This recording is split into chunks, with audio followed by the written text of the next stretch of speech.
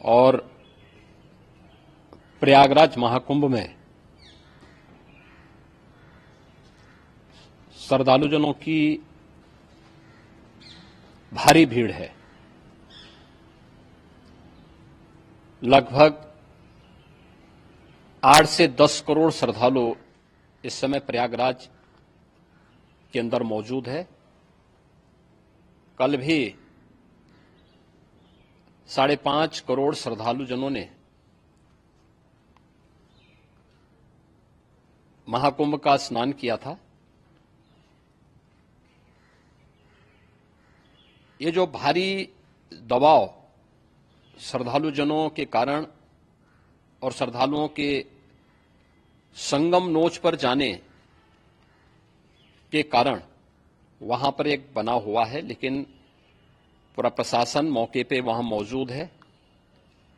रात्रि को 1 से 2 बजे के बीच में अखाड़ा मार्ग पर, जहां पे अखाड़ों के अमृत स्नान के दृश्य से बैरिकेड्स भी किए गए थे, तो बैरिकेड्स को फांद करके आने में कुछ श्रद्धालु गंभीर रूप से घायल हुए हैं। उन्हें तत्काल हॉस्पिटल में पहुंचा करके उपचार आदि की व्यवस्था उनके लिए की गई है। उनमें से कुछ श्रद्धालु गंभीर रूप से घायल हैं। लगातार प्रशासन स्थानीय स्तर पर श्रद्धालुओं की सकुशल स्नान कराने के दृष्टि से रात्रि को कल सायंकाल 6:30-7 बजे से ही मौनी अमावस्या का मुहूर्त प्रारंभ होने के बाद से ही लगातार लगा हुआ है। प्रयागराज में महाकुंभ में श्रद्धालुजनों के सकुशल स्नान करने, अमृत स्नान के लिए देश भर से आए हुए श्रद्धालुजनों की व्यवस्था के लिए, उनके कुशल क्षेम के लिए आदरणीय प्रधानमंत्री जी का प्रातःकाल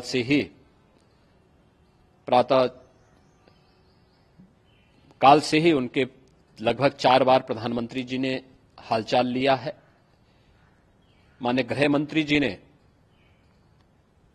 माननीय राष्ट्रीय अध्यक्ष भारतीय जनता पार्टी श्री जेपी नड्डा जी ने, माननीय गृह मंत्री श्री अमित शाह जी ने भी, और प्रदेश की माननीय राज्यपाल श्रीमती आनंदीबेन पटेल जी ने भी लगातार जानकारी लेकर के सभी के कुशल क्षेम और सकुशल स्नान कराने के बारे में निरंतर रिपोर्ट ले रहे हैं।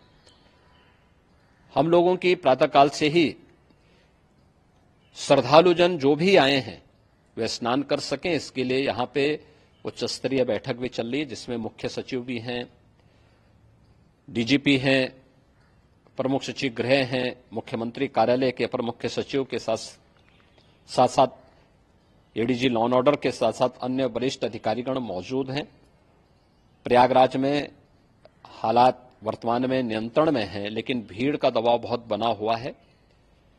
अखाड़ा परिषद से जुड़े हुए पदाधिकारियों के साथ मैंने स्वयं भी बातचीत की है।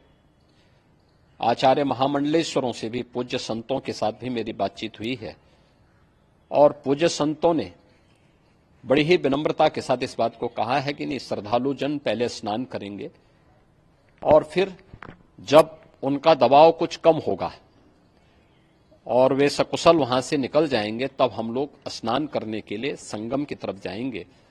अभी पहले श्रद्धालु जनों को, चूंकि देश भर से आए हैं, तो इसके लिए उन्हें सभी अखाड़े इसके लिए सहमत हैं और सभी लोग इस व्यवस्था के साथ जुड़े हुए हैं।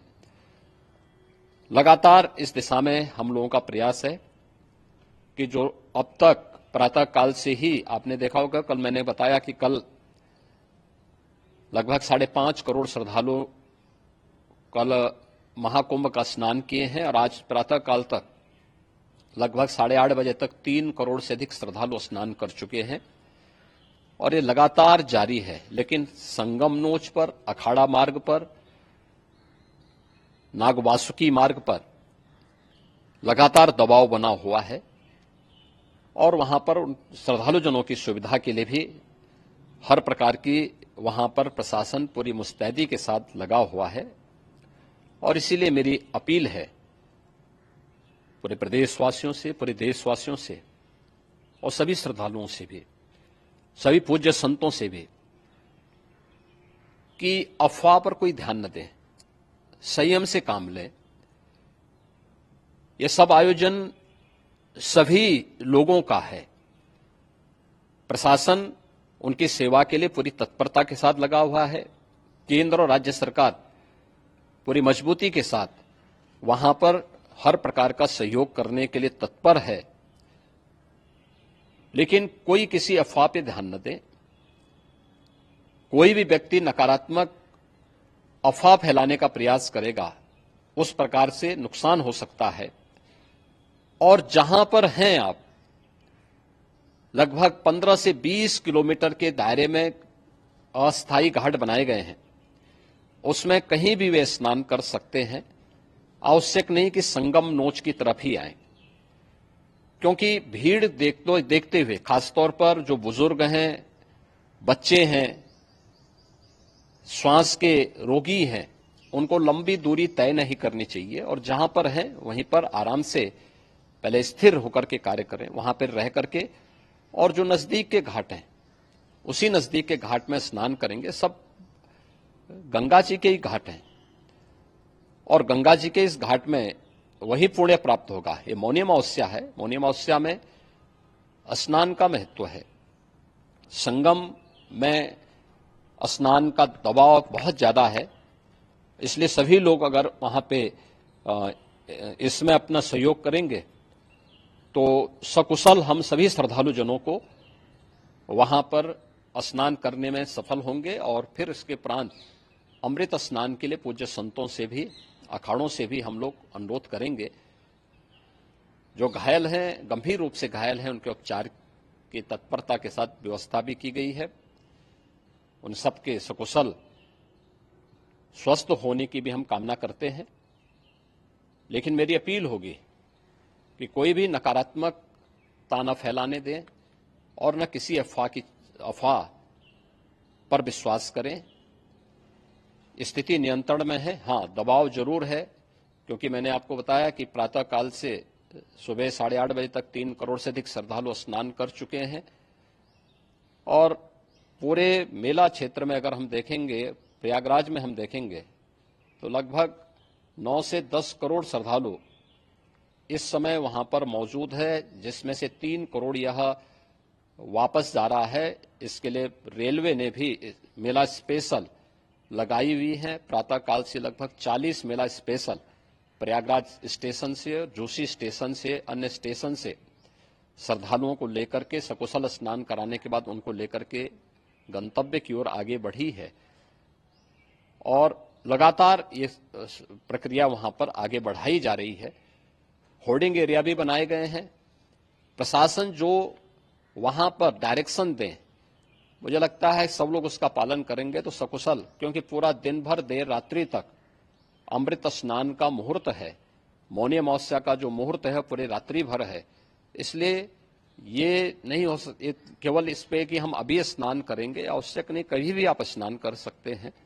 तो उस पर जरूर सभी से मेरी विनम्र अपील होगी कि वे लोग उस पर सहयोग करेंगे तो सकुशल सभी को स्नान कराने में और सकुशल इस महापर्व को आयोजित करने में प्रशासन को और शासन को मदद मिलेगी।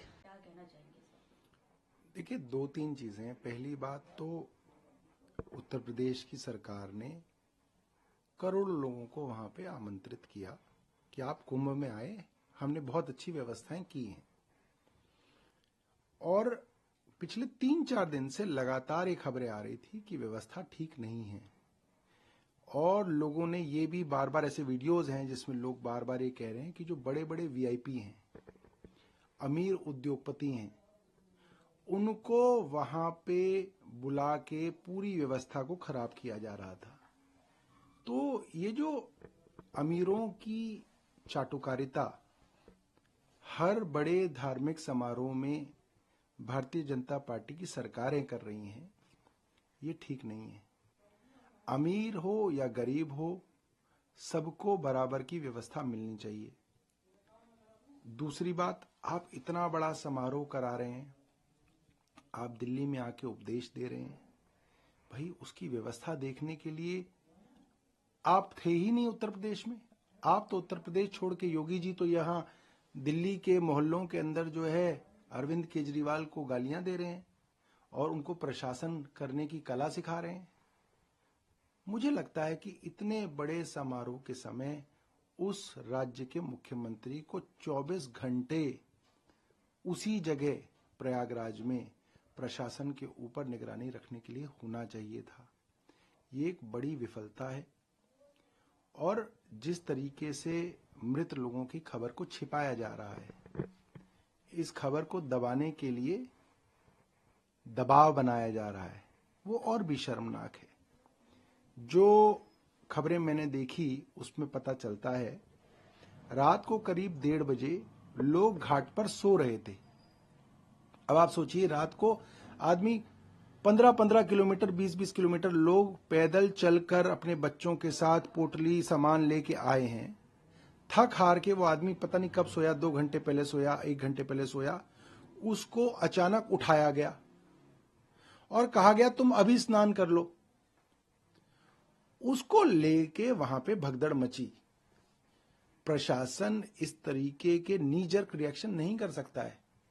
भाई, जब आपको अंदाजा था कि इतने करोड़ लोग आ रहे हैं, आप खुद ही बुला रहे हैं उनको, तो आपने उसके इंतजाम क्यों नहीं किए? इसकी जिम्मेदारी तय होनी चाहिए। और मैं सुन रहा हूं कि आज जो है भारतीय जनता पार्टी प्रचार में फिर से लग गई है, तो ये तो बहुत गलत बात है भाई। आप कम से कम घायलों को अस्पतालों तक तो पहुंचाइए। सर जी, पानी केजरीवाल जी ने जो कमेंट किए उस पर लिखा है, उसे जवाबदेही मांगी है कि आप ऐसे कमेंट्स कैसे कर रहे हैं। ये भी बोला है कि अगर गलत कमेंट है तो सजा हो सकती है 3 साल की। और एलजी ने भी अतिशी जी को लिखा है केजरीवाल के कमेंट पे कि ये फैक्चुअली इनकरेक्ट है, ऐसे कमेंट्स क्यों किए जा रहे हैं। क्या कहना चाहिए इस बात पे? देखिए, मैं तो इतना कह सकता हूं, एक अर्बन डेवलपमेंट मिनिस्टर होने के नाते पूरी जिम्मेदारी से ये बात कह रहा हूं। हरियाणा के सोनीपत और पानीपत में सैकड़ों की तादाद में इंडस्ट्रियल यूनिट हैं और कानून ये कहता है कि उनका जो एफ्लुएंट बाहर निकलता है, उनका जो प्रदूषण बाहर निकलता है, वो जहरीला होता है। उसको बिना ट्रीट किए अगर आप यमुना में डाल रहे हैं, वो एक अपराध है। अब आप देखिए, ईश्वर सृष्टि का न्याय देखिए। जो भारतीय जनता पार्टी हमें यमुना के प्रदूषण पे पिछले 2 साल से उपदेश दे रही है, आज उस भारतीय जनता पार्टी की तीसरी बार हरियाणा में सरकार बनने के बाद उनकी पोल प्रकृति कैसे खोल रही है कि उनके इंडस्ट्रियल यूनिट से निकलने वाला जहरीला प्रदूषित पानी सीधा यमुना में मिलाया जा रहा है। तो तथ्य है। नहीं तो मैं इलेक्शन कमीशन से पूछना चाहता हूं, वो तो बड़े समझदार आदमी समझते हैं अपने आप को, राजीव जी, वो बता दें ये अमोनिया कहां से आ रहा है। अरविंद केजरीवाल किसी फैक्ट्री में बना रहे हैं या नदी अपने आप अमोनिया बना लेती है? राजीव कुमार मुझे समझा दें। मैं तो इंजीनियर हूं, मैं नहीं जानता कि कितने पढ़े लिखे हैं राजीव कुमार। मैं 1-2 बार मिला हूं, बात ढंग से नहीं करते हैं, इतना मैंने देखा उनको। राजीव कुमार जी जो चीफ इलेक्शन कमीशन है, वो मुझे ये समझा दें अमोनिया क्या नदी अपने आप बना रही है, वो कहां से आ रहा है? बस मेरा इतना सा सवाल है।